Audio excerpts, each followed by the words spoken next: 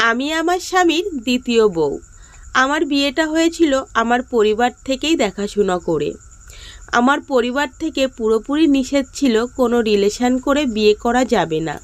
Relation করে বিয়ে করলে তাহলে সারা জীবনের মতো পরিবারকে হারাতে হবে। আর যদি সেই জীবনসাথী হয় ভুল মানুষ, তাহলে তো আর কোনো কথাই নেই। পরিবার কোনোদিনও মেনেই নেবে না, আর আমাকে তো সেই বাড়িতে উঠতেই দেবে না।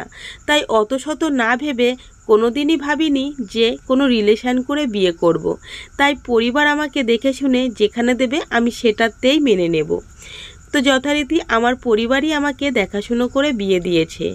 আমার বিয়ের 1.5 বছর পর জানতে পারলাম মানুষটা ছিল একটা ঠক জোচ্চোর বেঈমান। আমার স্বামী ছিল আমার ভাইয়ের অফিসের এক বন্ধু, একই সাথে একই অফিসে কাজ করত। আমার ভাই একদিন তার অফিসের সমস্ত বন্ধুদেরকে বাড়িতে নিমন্ত্রণ করে, সেই সাথে আমার স্বামীকেও নিমন্ত্রণ করেছিল। আমার স্বামী আমাকে এক দেখাতেই পছন্দ করে নিয়েছিল, আর আমার ভাইকে বলছিল যে আমি তোমার দিদিকে বিয়ে করতে চাই, আমার খুব পছন্দ হয়েছে। আমার ভাইও এদিকে দেখলো পাত্র তো বেশ ভালো কাজ করে, চাকরি করে। তো মোটামুটি দেখাশুনো করে আমাদের বিয়েটা হয়ে যায়। আর আমার ভাই সমস্ত কিছু খোঁজ খবর নিয়েছিল। অফিসের যে কাগজপত্র জমা দিয়েছিল সেখানে কোনো কাগজপত্রতে ছিল তার কোনো বিয়ে হয়নি, সেইভাবেই তার কাগজপত্র জমা দিয়েছিল। আর এদিকে তাদের গ্রামেও একটা বাড়ি আছে, সেই গ্রামেও খোঁজ নিয়েছিল। নেওয়ার পরে দেখেছিল সেখানে তার একটা বৃদ্ধ মা আছে, আর কেউ নেই। আর আশেপাশে সবার কাছেই খোঁজ নিয়েছিল। খোঁজ নেওয়ার পরে সবাই বলেছিল ছেলেটা খুবই ভালো। সেই কারণেই আমার ভাই, বাবা, মা সবাই এগিয়েছিল আমার বিয়েতে। তারপরে দেখাশুনো করে আমার বিয়েটা হয়ে যায়। বিয়ে হয়ে যাওয়ার পর আমি তো খুব লাকি হয়ে গেছিলাম। আমি ভেবেছিলাম আমার মতন জীবন মনে হয় আর কারণ নেই। আমি সত্যি এত ধন্য, আমি এতটা লাকি মেয়ে আমি কখনো ভাবতে পারিনি। কারণ আমার স্বামী আমাকে খুব কেয়ার করতো, আমাকে খুব ভালোবাসতো। আর আমি ছিলাম বাড়িতে একটা মাত্র মেয়ে, সেই কারণে তো আমি বাড়ির সংসারের কোনো কাজ কোনো দিন করেইনি। আমি পারতামই না কোনো কাজকর্ম এবং রান্নাবান্না। সেই সাথে সাথে আমার স্বামী পুরো একটা বছর 3 বেলা রান্না করে আমাকে খাইয়েছে, কখনো কোনো কালো মুখ দেয়নি আমাকে। এছাড়া সংসারের টুকিটাকি অনেক কাজও আমাকে করে দিত। আর আমি এদিকে টুকটাক করে সমস্ত কাজই শিখে নিয়েছি 1 বছরের মধ্যে।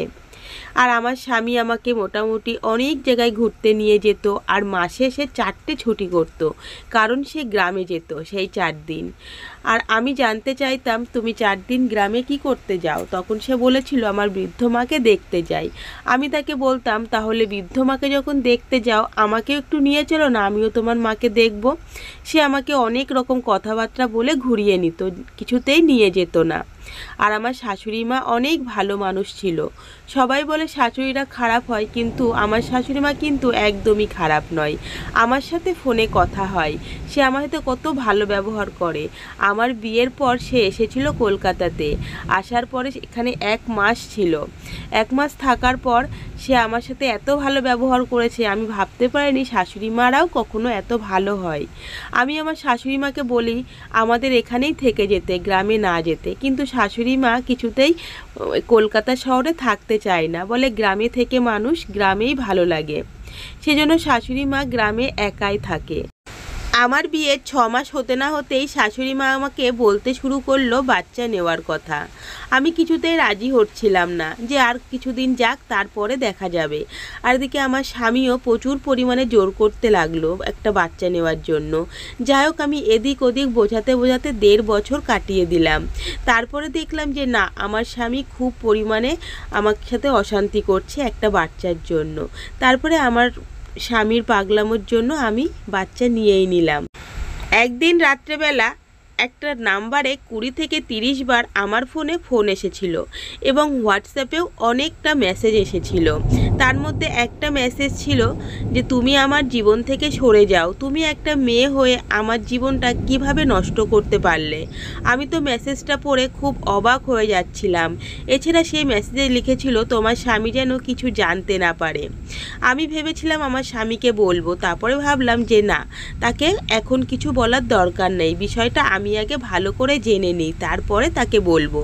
তো সকালবেলা যথারীতি ওর সমস্ত টিফিন গুছিয়ে দিলাম। ও অফিসে চলে গেল। তারপরে আমি ফোন করেছিলাম সেই নাম্বারে। ফোন করার পর সে খুব কাকুতি মিনতি, খুব মানে কান্নাকাটি করছিল, একটা মেয়ে গলা কান্নাকাটি করে সে আমাকে বলল, তুমি একটা মেয়ে হয়ে একটা মেয়ের জীবন কিভাবে নষ্ট করতে পারলে, তুমি এটা কেন করলে? আমি তো তার কথা শুনে অবাক হয়ে গেলাম যে এটা কি বলছেন আপনি, আমি কেন আপনার জীবন নষ্ট করতে যাব?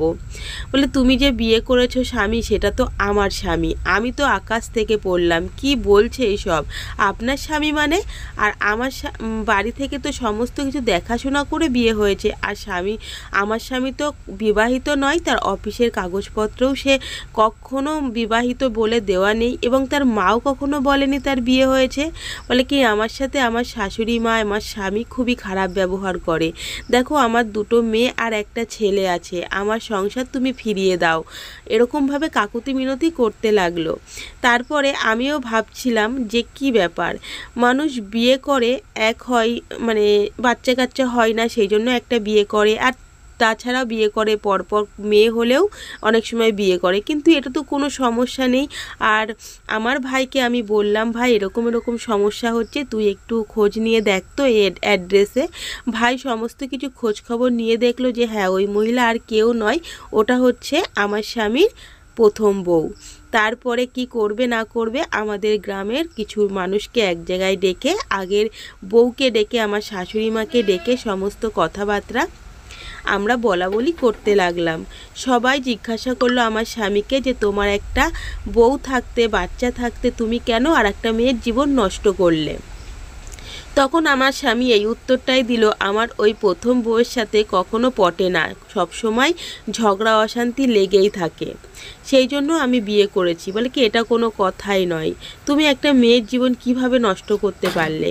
আমি তো অঝরে কাঁদছি যে আমার জীবনটা এইভাবে নষ্ট হয়ে গেল, আমি কখনো ভাবতেই পারলাম না। এরকম বেঈমানের সাথে আমি এত দিন ধরে ঘর করছি। আমি এটা ভাবতে ভাবতে অজ্ঞান হয়ে গেলাম। অজ্ঞান হয়ে যাওয়ার সাথে সাথে আমার তো সবাই চোখে মুখে জল দিচ্ছিল, এবং ডাক্তারও দেখেছিল আমার ভাই। ডাক্তার চেক আপ করার পরে শোনা গেল আমি মা হতে চলেছি। হে ভগবান, তোমার এ কী লীলা, বুঝতে পারছি না। তারপরে আমার সমস্ত গ্রামের লোকেরা বলল যে তোমাকে তাহলে দুটো বউ নিয়েই থাকতে হবে, ওই বউকেও দেখাশোনা করতে হবে, এই বউকেও দেখাশোনা করতে হবে।